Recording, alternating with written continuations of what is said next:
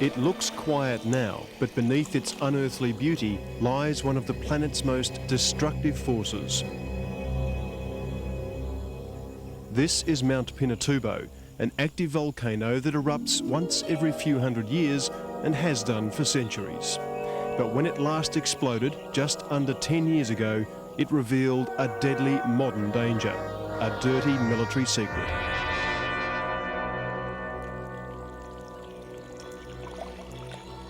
Out of the 1,200, you have 80 persons dead, and more are dying. Like Elvira is saying, that it's happening like almost monthly.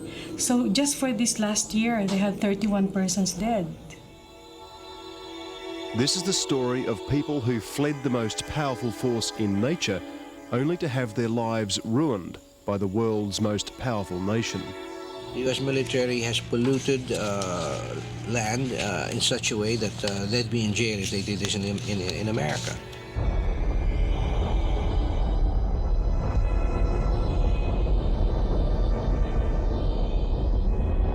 When Pinatubo first showed signs of eruption, no one thought it would be a big deal.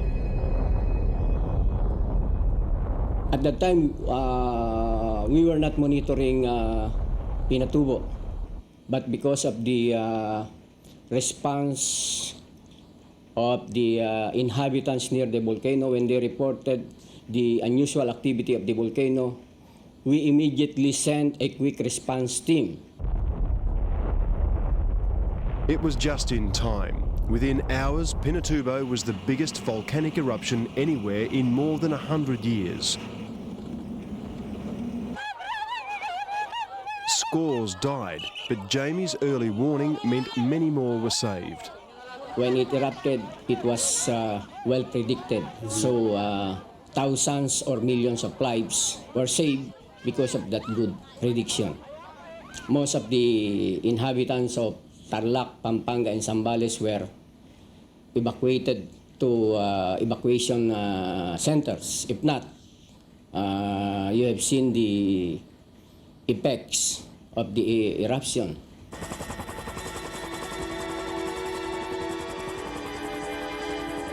Thousands more were forced from their homes when typhoons caused massive volcanic mudflows.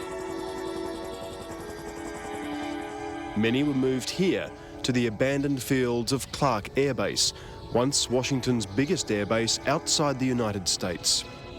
But no one knew this apparent haven of safety was instead a deadly trap. It used to be a motor pool of the U.S. Air Force. Merla Baldonado started work here redeveloping the airbase for business. While other Pinatubo evacuees were adapting to their new life, the people passing through Clark Air Base, and especially those moving here at an area called Cabcom, were falling seriously ill. What sort of things are they dying from? From internal diseases like cancer, and mostly cancers, uterus, breast, liver cancer. It took years for Merla's group to discover the awful truth, that Cabcom had been a toxic dump for the former US base. Several studies found it polluted with mercury, nitrate, lead, insecticides, fuel byproducts, and polychlorinated biphenyls, among others, insoluble compounds believed to be cancer-causing. 40,000 evacuees were moved through Cabcom over several years. They drank its water and grew their food here, with no knowledge of the poison they were ingesting. You have all this whole range of contaminants that are, in many studies, already been established as causing causing a lot of damage to the health of the people. And also, I wish to add that actually the United Nations Environmental Program has accepted that this area is a toxic hotspot in terms of the persistent organic pollutants. While many are dying, some have been dealt an even more tragic fate. 6-year-old Abe Turak can't walk or talk. He has to be fed and cared for every waking moment. He was conceived at Cabcom on the Clark base after his mother Elvira fled Pinatubo. When she was 3 months pregnant with Abe, doctors detected a problem. And lastly, asked me kung saan nga kinukuha yung tubig na iniinom namin. Yung sinabi nga namin sa mga bomba, yung pump na nakatayo sa Capcom. Yung lumitaw na test noon, hindi pwedeng iniinom dahil nga nag-oil at saka grease. Hindi namin po alam yung words na toxic noon. He has central nervous system disorder, a common consequence of heavy metal poisoning, and he wasn't the only one. Kasi on that same year of 1995, halos 4 kaming nanganak na same of that year, lumabas na halos same case ng anak ko, yung nagsisisure, no? How do you know it's linked to the water? Well, before that, these things never happened to this community. And then, when they were evacuated, some people remained in a resettlement area very close to where they came from. And these people, as compared to the people who went through through Cabcom, were not getting any of these kind of sicknesses. The mother of 3 other healthy children, Elvira has no doubt who's to blame for Abe's condition. Yung nga muna yung government ng US. Binigyan ng restriction na hindi pwedeng tirahan yan o ibigay sa mga evacuation. And then the government also, the Philippines government, dapat nakipag-communicate na hindi kami doon dinala kasi lahat victims na nga kami. Tapos, dinala pa kami sa nakaka-dangerous na nakaka-poison na lugar pala. Elvira hopes one day that Abe will get better, but deep in her heart, she knows he never will. Kaya kung sakaling umatay ako, sabi ko na, sabay na lang kami.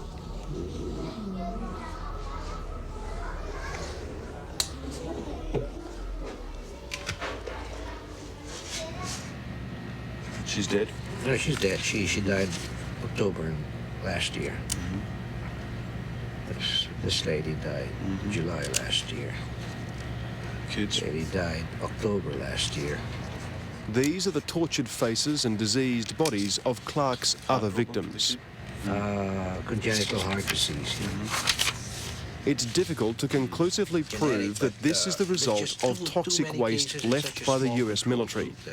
But Philippine Senator Sergio Osmania believes there's enough evidence to say that it is. Yeah, this guy's a vegetable. I mean, he can't do anything. You had acute leukemia. You had lots of babies being born mentally retarded or with physical deformities. You had women, especially pregnant women, contracting pharyngeal cancer, coming up with kidney disease or kidney ailments, liver ailments, etc.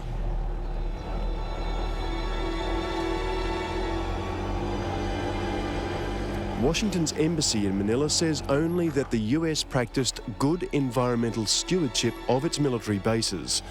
But a 1992 US government internal report says there is in fact significant environmental damage at Philippines bases. Its Defence Department also admits potentially significant liabilities for the cleanup of former bases in several countries, including the Philippines. But when Senator Osmania approached the Pentagon for answers, it was a very different response. Unfortunately, the United States Defense Department utilized a clause in the 1947 Military Bases Agreement which holds them harmless from having to rectify any damages on the land that they occupied as military bases. And so this is the legal cover which the United States government has been using in order to evade responsibility, legal or otherwise, for the toxic and hazardous waste that they have left behind in this country. So what are you seeking from the US government then? Well, we're seeking for them first to live up to their moral responsibility. If they say they have no legal responsibility, that's fine by me, but there is a moral responsibility. Their own laws mandate that polluter pays. In other words, if you dump the waste, you clean it up.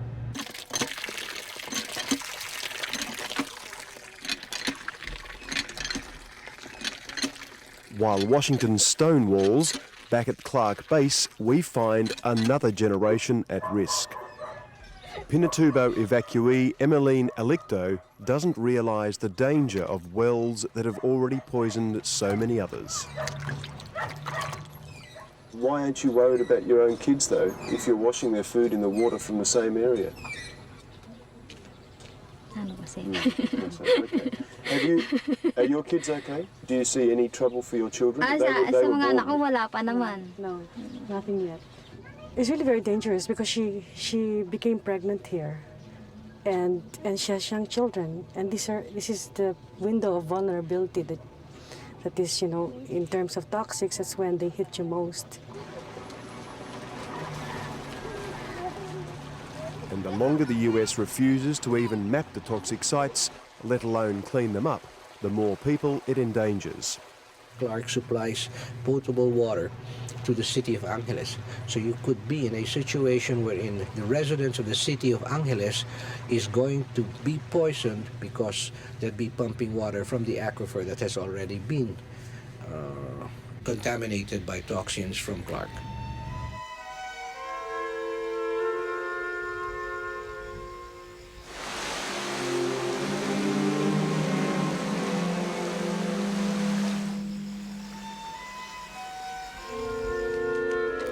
For Pinatubo's survivors, there's a double tragedy. They can't go home. Millions of tonnes of volcanic ash, known as lahar, still choke Pinatubo's rivers, making the mountain dangerously unpredictable.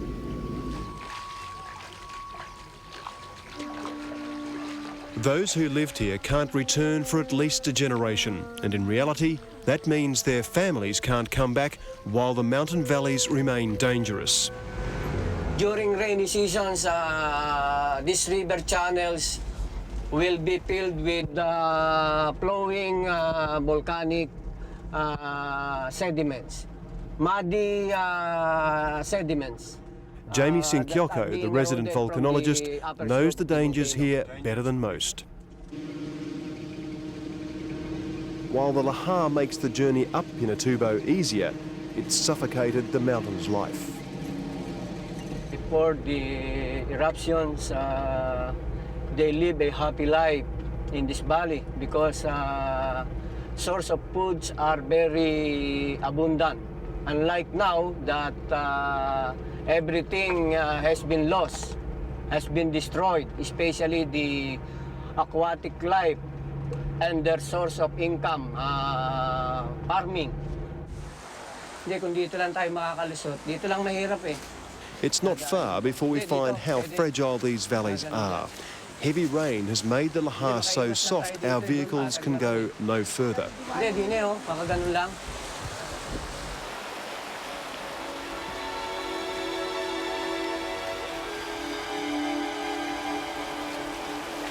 Plants and animals are still scarce, but Pinatubo's stark beauty is starting to attract a steady stream of tourists, despite concerns about the moving lahar when it rains. It's not safe. There's nowhere to hide. There's nowhere to, no high ground. There. So wouldn't like to climb up that. Towards the crater, the return of the first spindly shrubs give Pinatubo an air of regeneration, but looks are deceptive.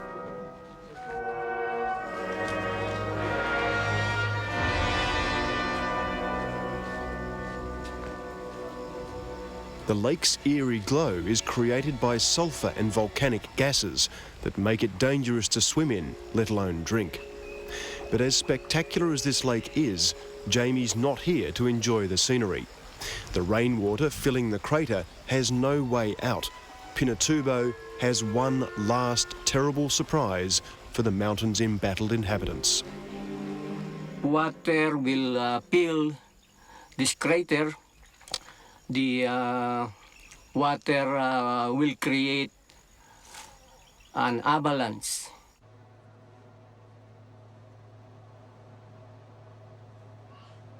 As locals live their lives oblivious to the next disaster, local health staff are still dealing with the last one.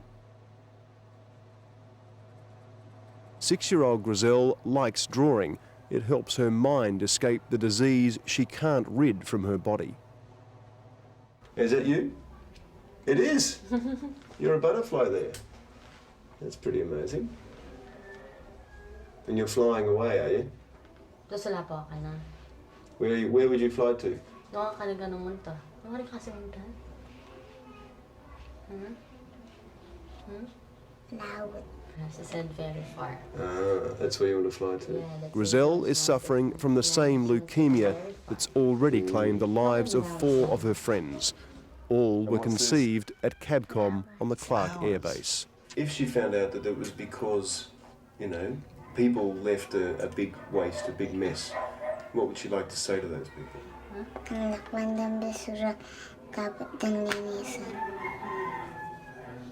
It's already too late for Grizel, but unless somebody cleans up the sites, she probably won't be the last victim of a legacy she's too young to even understand.